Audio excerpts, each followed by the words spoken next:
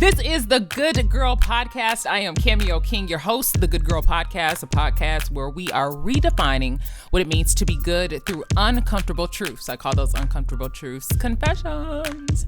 So every week we have someone on sharing a confession, and this week is no different. Actually, this week may be a little bit different, because we're starting a series. So we're starting a series, and this first series will be a set of confessions, a couple of confessions from married people. And we will hear their uncomfortable truths. So buckle up. And so we'll have 3 confessions from spouses individually about marriage. And I'm going back to my roots and my journalism roots. And so I want you to learn a little bit about who we're talking to first, and then we'll get into the confession. So listen up. Tiffany Norde is a multi-talented woman. We have a dance studio in Rio Town, so we have a physical building now. She's the owner of Dancing with the Nordes. So we have a dance studio where we teach urban style line dancing, or some people call it hustles, Detroit style ballroom, and Zumba will be another class that we're adding. And also we're going to try to bring back hip hop cycling. She's also an author and a worship producer at a local church in Lansing, Michigan. The service is put into a way like a late night TV show. You know, like Jimmy Kimmel or something like that. And so we totally revamped the sanctuary of how the seating is. We have high top tables, low top tables, couches, so people can kind of get comfortable and, you know, sit and listen to the word. And then we made it interactive, where there's these questions throughout the service where we give people time to actually talk, and it helps them to digest what we just preached to them. Tiffany says this job helped her expand how she understood her talents. I didn't know how much of a creative I was until I started working here, when the limits are off. And Tiffany's faith was challenged when she and her family first moved to Lansing. Both she and her husband had jobs, purchased a home, saved, plus a baby was on the way.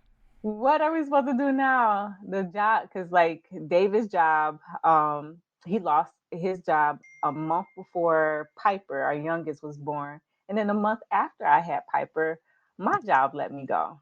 So imagine that. Both of your sources of income leave within like a 2-month period. And those are the reasons why you came to this new city. But Tiffany's faith continued to be a common thread in her life, as it didn't fail her then and hasn't failed her yet. Things have worked out. I'm an entrepreneur. David works as an assistant director at MSU. Piper is here, vibrant as all get out, playing with her sisters. We still have our house.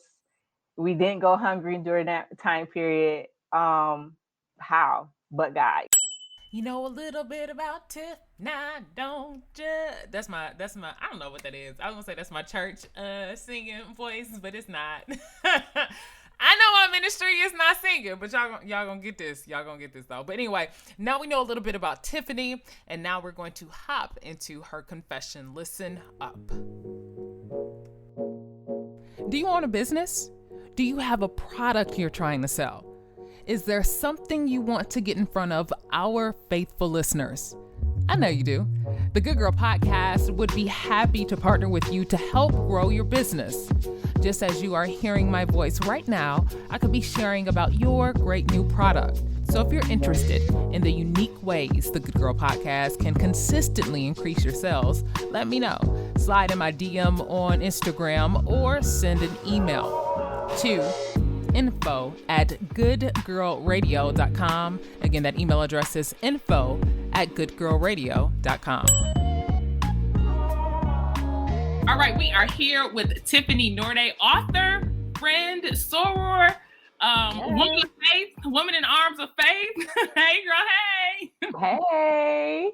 I'm so excited to have you here. I'm excited to have you a part of this series about confessions from spouses, to have a real conversation about navigating marriage. So yes. Excited to have you. I'm excited to be here. I love your podcast. Thank you. And so the interesting thing, I mean, we're gonna hop right into it, but the interesting thing about your confessions, and we've had conversations about this offline, is your confession, and it's connected to your book. We'll talk about your book. It is a part of my fear. It is a part of my fear as a woman. And when I say that, Tiffany, I've been in relationships where I have lost myself, right? For the sake of pleasing my man, for the sake of, doing what's right or what you're supposed to do. And you kind of look up, this is an example you gave, you look up and you realize, wow, I am so far away from who I was. It's scary. It's almost like your heart drops through your chest, especially when that relationship dissolves. So I'm excited about what you have to say, because I think this is something a lot of women experience. And honestly, that we're taught to do. Like, it's okay. You just a wife. You like, that is who you are supposed to be. But before we hop into your confession is rooted in your book. You are the author of More Than a Wife, look at cute, how cute she is. I want to give a shout out to my friend who took that photo. Her name is Alika Thrash. She's a photographer. And that is from my maternity shoot, my last one with our third daughter.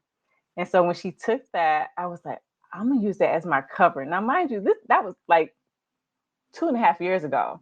I was like, I'm gonna use that as my cover for my book. It's so wonderful to see that actually come to pass. It's amazing. And so tell me, what was the heart of starting or of writing this book? It started with me. I wanted to get myself out of that funk so bad. It was a healing process for me because I came up with 7 steps that helped me to kind of get out of a dark place, a dark hole, and because when I got married and started having children, then I started to kind of lose myself. And I had heard this from other women who were older than me, have gone through this process, and I heard this lingo before, but until I experienced it, I was like, whoa, like, how did I get out here? Envision yourself walking into the ocean or the sea, and then you look back and you're so far away from the shore. That's how I felt. I was so far away from who I knew myself to be. And I was like, how do I get back to Tiffany? Because people were just knowing me as Naima's mom, David's wife. And I'm like, I'm more than that. Like, but then I couldn't even answer the questions for myself. I started losing stuff like what do I like to eat? What do I like to do for fun? And because I just focused so much on trying to take care of, please my husband and try to take care of my kids. And that was a journey in itself to get back to a place where I felt whole. I felt like I had a secured purpose that I could be able to share and help others. So we're getting into your confession. The title of this book is More Than a Wife, More Than a Mom. Could you sum up for me, like what does that mean? What is that? Where did that come from? It's going back to the source. Like, you were an individual before you got these 2 titles. So as a single, you're Tiffany, you're Cameo, you're, whatever your name is, you are that person alone. And so that's what that title sums up, is that I'm more than these titles because that's what I was before this happened. And it's like, I feel like our society pushes us towards, this is what you should aspire to be, is a wife and a mom, and then you are like a woman. But when you get there, it's like no one tells you you got to keep yourself in the mix too, so that you can be a whole woman. But a lot of times we're going towards this goal consciously and unconsciously, because I wouldn't say marriage was necessarily my goal. It kind of it happened when I finally found my joy in being single. And I don't know. I debate back and forward with this. David knows I love him. But this part of my confession is that maybe when I finally understood the joy of being single, I probably should have stayed there for a little bit longer. I would have still married David because, like, I love that man. But it's like I probably should have spent a little bit more time basking in the joy that I found in being single and enjoyed it a little bit more. But it's like I let our culture, so when he proposed, I'm like, yes, like when can we get married? Like it's like it just went fast, and all those transitions, and you leave yourself, you That's know. I do. That's interesting because that's not what we hear. That isn't what we hear. Like I ain't never heard no married. Well, that's a lie. But they don't say it like that. I was about to say I ain't never heard no married person say they wish they would have stayed single longer. What I hear is married people saying, "I wish I was single now," because they may be going through a rough patch in their marriage, right? And so wishing for certain days. But just this idea that we're taught very much to aspire to marriage, aspire to being a mother, and that is the goal. Like that is the ultimate thing, and then you become who you're supposed to be. So it's good to hear that. You shared a story with me about, and it connects back to the phrase "more than a wife." You shared a story with me about when you got married and you finally like reached that goal that everyone talks about, but then you had a thought. Do you remember that story? Was it? Gosh, there's so many stories that pop through my head right now. Was it when I got married and then all my friends kind of disappeared? That was part of it. So I'm gonna tell you your own story. Okay, yes, please remind me. It was like you told me it was like a day or two after you got married, and it was kind of like this. It wasn't an epiphany, but it was kind of like, okay, now what? Right? So maybe, Oh yeah. but it was more so a thought because there's so much focus, so much energy leading up to marriage, and then this idea, whether we know it or not, that you've accomplished something or that is it. Yeah, it's a lot of hype leading up to marriage and the wedding. And yeah, it is one big party leading up there. And then once you get there, it's like, okay, girl, it's like that's why whoever you marry, you better like them. Cause yeah, then you just start living life together, so and the thing is you can make it whatever you want it to be. And I think we don't let our minds, well, I didn't let my mind explore what could my marriage look like. Yeah. um so I didn't give myself thought. So when I got there, it's just like now I got to think about it when I should have probably thought about it earlier. It's not that I didn't think about it, but it's like think about it to the point of start implementing the blocks of how you want your marriage house, to look like. Not like a physical house, but like what do you want? What are you building? You know, what does your life look past this? I just really think about how we are indoctrinated with this idea of who we should become, and it has nothing to do with us as an individual. It has everything to do with who we are to other people. Yeah, girl. And I don't know how to move past that because it's in everything that we do. And I see it as a single person. Even when I go places or maybe I'm asked to speak, I'm immediately addressed if it's on relationships, like as though the sum of me is my relationship status. Yeah, girl. And so I don't know how to get out of this because it's like you have to unpack it every single day and you have to tell yourself that you are enough as an individual without these titles. And I just think it's interesting, Tiffany, how when you get that title that society tells you that you should have, that makes you enough, you have to go back to the foundation of you. Yeah, because so like the funny thing is, to society, you're still not enough because that same fight that you just spoke of, it continues into marriage. Because no lie, like even with me being an entrepreneur and dealing with negotiations and building in spaces and trying to find contractors to do this and the other, I've had to bring my husband into conversations to speak for me. Wow. So it's like that fight as a single woman continues into married life.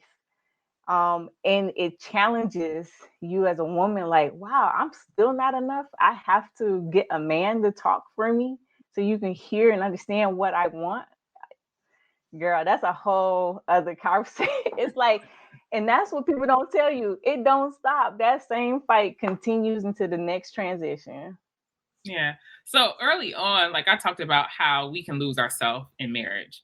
Can you share how you lost yourself? Because it's interesting, and I asked that question because I don't know if we realize when we begin to lose ourselves, whatever it is, that we're taking these slow steps away from who we are. And we kind of look up and we realize what you said, we are 50 miles from the shore of who we are. So if you were to look back, were there like very specific instances where you lost yourself and you felt that you could really do something about it? Because I have a lot of questions, but go ahead. You can answer. Yeah. So I think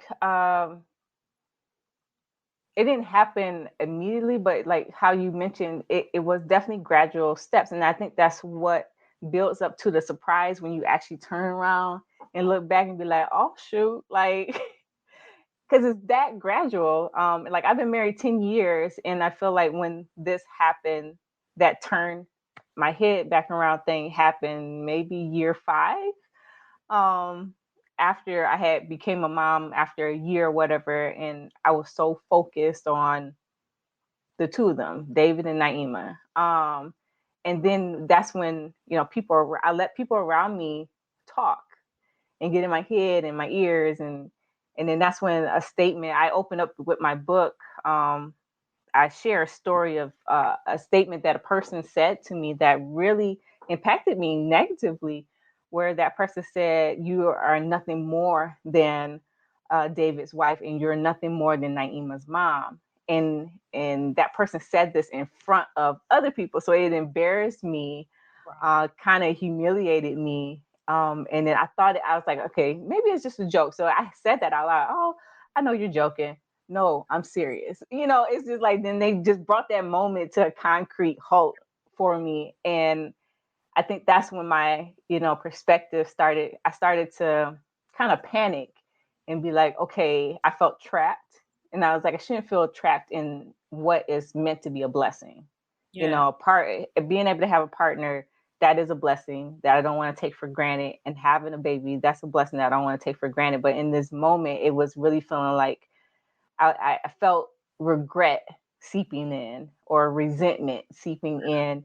And it's like I had to start fighting that, because then that if I let that seep in and sit on my heart, then I'll be looking at them too like, you guys put me here. You guys got me in the, they didn't. They had they had nothing to do with this. It was somehow, little by little, I got out to this point where now I'm no longer happy with myself and where I'm at in my life.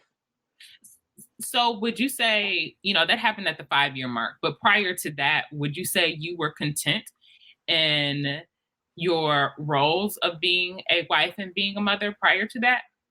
No, but it's kind of like you didn't see too many women figures talking openly about it, or having the conversations, or what small group, or where could you go to have like open dialogue about how you were really feeling, and people understood that you love the people that you were talking about, and you love yourself. But I'm experiencing something new, and I need to talk out loud, and to also sit and get, wise counsel and wisdom, or at least creative ideas of how to make that transition, that turn into this new space, in a productive, positive manner. So it's like, if you don't have those spaces, like, doing life with people, that is a necessity, because doing life by yourself, you're stuck to your own thoughts, your own head, and that can lead you down a wrong road, possibly, depending on the person. But yeah. So do you think it's possible, right? And when I say that, because in my mind, again, this is what I believe we're taught, or what I understand marriage or motherhood to be, that yes, that first year or the first couple years are going to be dedicated. Like I don't know if I have time for necessarily myself. Is that possible? Or is that a lie we have to push back on from the beginning? Like, when you have your child, yep, you're going to be a mom. but you also have to be intentional about making space for who you were, are, or Yeah. becoming as an individual. Yeah, I totally agree because that's like what me and David do now. Is that we schedule time to do like, yeah, intentional is the key word. We had to schedule time for date night. I schedule time for me. He scheduled times for him. We schedule time with the kids. Then he schedules time to go out with his frat brothers. I schedule time, to go hang out with some of my sisters, yeah, like you and some other people. So it's like, I think I might have texted you and somebody else the other day. I was like, hey, what are you guys doing? Because I just needed a mommy break. I needed to be around some adults. I felt it. I've That's been why around my kids too long. we gotta get to it, Lord. Yeah, and the thing is, in my book, there's a subchapter that I said, keep your single and your married friends too. So it's like, because I feel like that's a myth that like my friends were told, like when we got married, and I had heard this before I got married, that when your married friend gets married, then give them space. Like, go find some other single friends. And I'm like, no, like these are people I built relationships with that some of us got 10, 15, 20 years. And just because of my friend is not married, then you excommunicate me? Nah, I've learned over the years that is a myth in my life. I'm not going to say everybody's, but in my life, that was a myth, especially if it's a mutual relationship that my husband knows that person too, and vice versa. I know his friends, because there's history. That is a community, that is a support system, and support systems are so needed. And I think during this time period of COVID, we've understood and saw the nuances of and the deep structure of how important a community base is. When you're going through hard times or even through moments of celebration, you want to have a group of people that you can share that with and live life through and talk things through. And that's the group of people you get a chance to choose. You don't necessarily get a chance to choose your family, but you get to choose your friend base. You get to choose your support system. So it's very vital. How hard was it to begin to pull yourself out? And I say that because of what you just said, community, right? And if there aren't examples in front of us, when we think about our mentors, and I know faith is a huge part of who you are, is a huge part of who I am. And when that foundation, that community foundation isn't talking about it, or maybe doesn't believe that you should be more than a wife or more than a mother, like everything should be on pause your first 5 or 10 years, or wait until they're 18 and then you can. Ooh, girl, that's a pet peeve of mine. So how hard was it to pull yourself out? Yeah. So you hit a point right there. That's part of the pulling out, is recognizing who doesn't believe what you believe or where you're trying to go, and getting to the point of having to release those people. And I think that was a hard part. That just like some people have said, there's people who are for a lifetime and there's some people who are for a season. And I think because I'm a relational type of person, that was hard, but it was necessary in order to pull myself out. Because you're right, there was people who, they have old traditional ways that, no, you put your dreams aside. Your life is their life now. You're here to serve them or serve him. And some people actually think that way. And so if I wanted something different in my life, I had to figure out a way to pull myself away from those people, or, create boundaries. If I didn't want to cut somebody off, but create a boundary where I could grow in the area that I needed for my mind, body, soul, and heart, in order to move forward as a person. So that was hard. And the way I was able to start making those steps was through my therapist. Mm. So in this case, it wasn't necessarily a community, but it was holding somebody's hand, a trained professional, and telling her where I'm at and this is where I'm trying to go. And, holding her hand and going through, the different steps that she's led me through, and, and just kind of being vulnerable to the process, and knowing that, I don't have to be in a rush. That's huge. That's huge. That's huge. That's huge, Tiffany. You talked about resentment. I kind of want to go back to that. I think that there are a lot of individuals who feel this way now, a lot of women who are, and even men. I want to bring men into this too, because I think men are taught, they have certain ideas too that they're taught to be in marriages, right? Like you have to be the provider.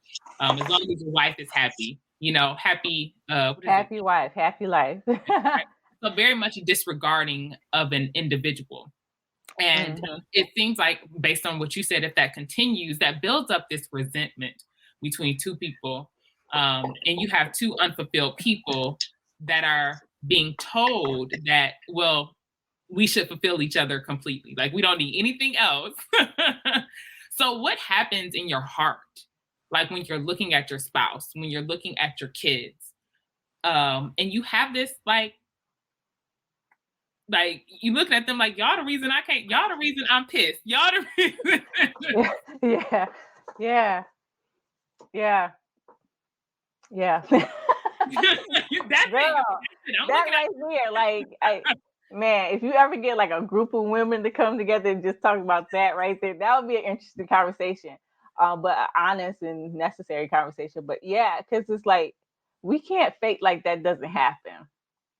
That conversation happens privately, and I feel like a lot of women's head. And I know it's happened to mine, and it's happened to me. I'm gonna confess it. I don't care. I think people need to hear it.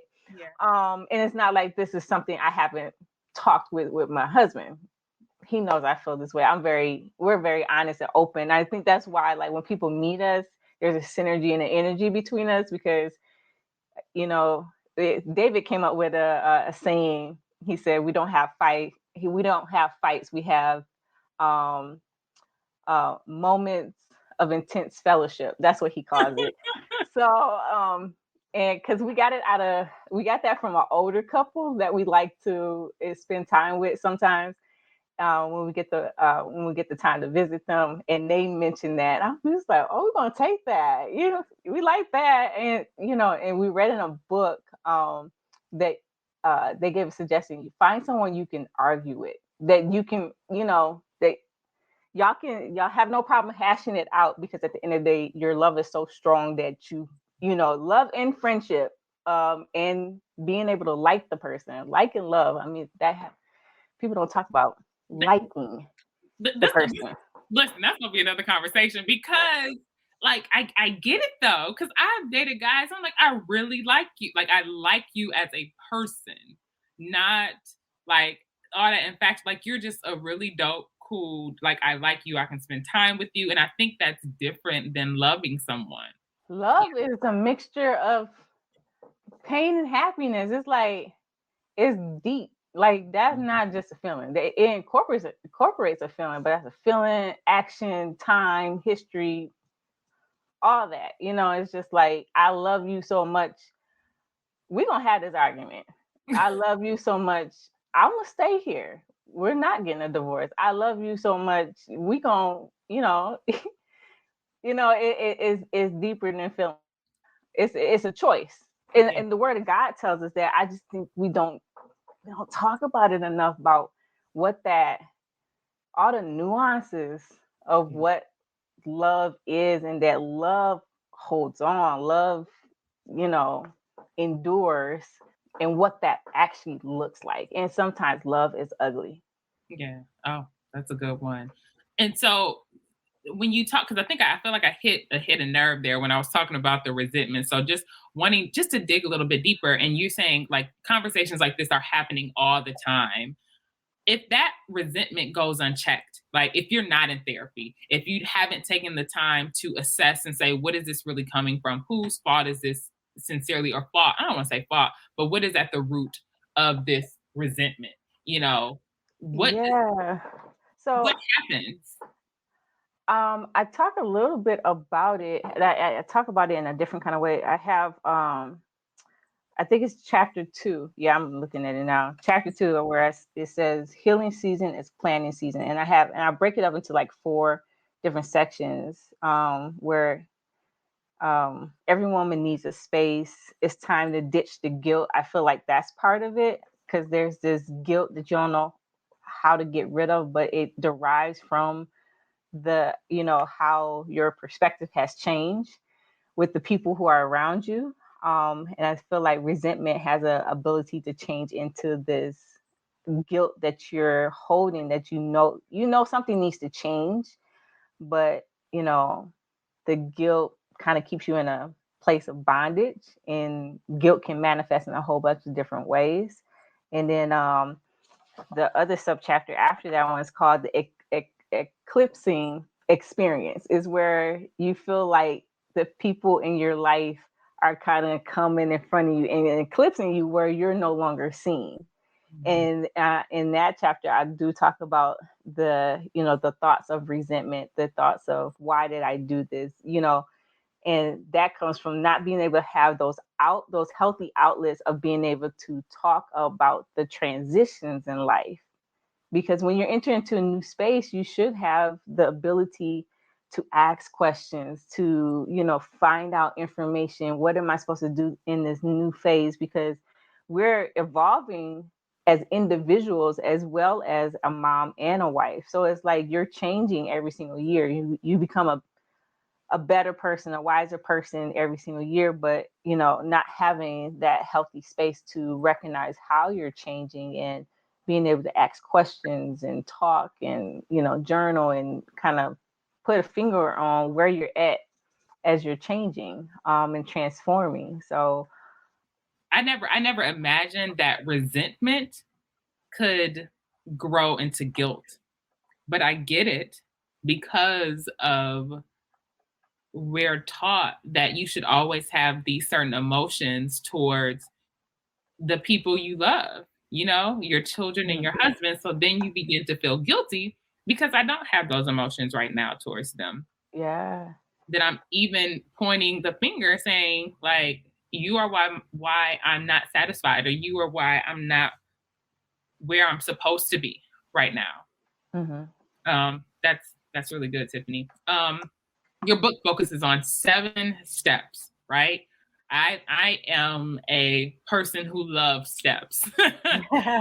Clear beginning and a clear end. If I cover all of these, is there one step in this process, Tiffany? Because I'm saying this because I'm encouraging women to get the book, but one step that was really monumental in shifting and connecting how important this transition and this process was. When you think about the entirety of how you got from that 5-year mark to that 10-year mark, because I know we're talking about you as an individual, but this is very much connected to, your desires and what you decided to dedicate your life to, your husband, your children, and your purpose. And I really don't believe that if you went through these 7 steps, you wouldn't be the woman you are today. And so is there one? Yeah, that's a good question. Yeah. If I had to choose one of these 7, it's kind of a tie between 2. But if I had to choose one, I probably would choose chapter 4. It's titled "Mental Strength Don't Self-Destruct." Okay. Because I'm kind of reminded of a scripture that says, whatever a man thinketh in his heart, so is he. And a lot of stuff starts here. And our brain stores what we see, what we hear, what we smell. It stores all of our, sensory information. And we're, accumulating all this information like a sponge from birth to where we're at right now, and it starts here, and either constructing or reconstructing what our thought process, how even our emotions start here, and how our emotions, play out throughout our body. So, and don't self-destruct is, I feel like that's the goal, because we know of cases where people have self-destruct and committed suicide or gave up And so at the core, I would say that was probably the step that I would say is the most monumental is stay present, stay with us, don't self-destruct, you know, let's start building that mental strength up so that you can begin to take the next steps to restoring yourself and putting the pieces back together the way God designed, the way you need them to be so that you can move forward in purpose and power. All right. Well, Tiffany, thank you so much for sharing. I thank you for your heart on paper in this book, More Than a Wife, More Than a Mom. We'll also put links where you can get the book on our website or on the show page if you're interested. So again, thank you for your confession, Tiffany, and thank you for being. Oh, here's something else. If women want to, I'm finally selling this sweatshirt. I had made it like a couple months ago. This, can you see it? I see it. Yeah. This is my official logo. And so Todd Duckett design put that together for me. And so I'll give you the link where people can actually pre-order. I'm taking pre-orders all the way up until the end of November so that we can print everybody's together and ship them out. But yeah, I'm really excited about that. That's a simple, simplistic way. My husband designed the logo for me because I told him I wanted something simple that encompasses this title and this concept, and it uses the greater than signs because as just a reminder. The circle being you're a whole person before any of this happened, and you're greater than a mom, you're greater than a wife, but you are a mom and a wife, and that's in the circle. Yeah, that's so dope. So thank you so much, Tiffany. I appreciate it. Thank you.